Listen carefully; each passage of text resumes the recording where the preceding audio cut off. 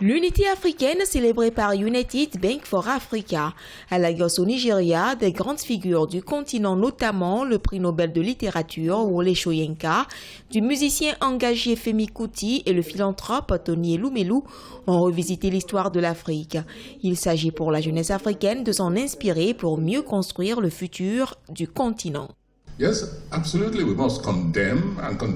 Absolument. Nous devons condamner ceux qui nous ont privés de liberté, mais il ne faut jamais oublier que nous sommes aussi responsables de notre propre situation.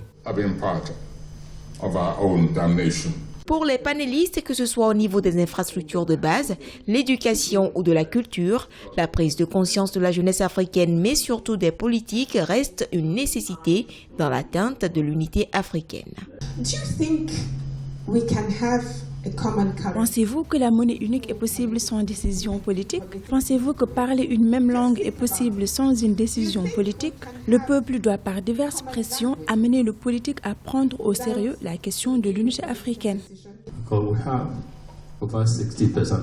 Nous avons plus de 60% du capital humain composé de jeunes de moins de 30 ans que nous pouvons apporter non seulement au continent, mais au monde.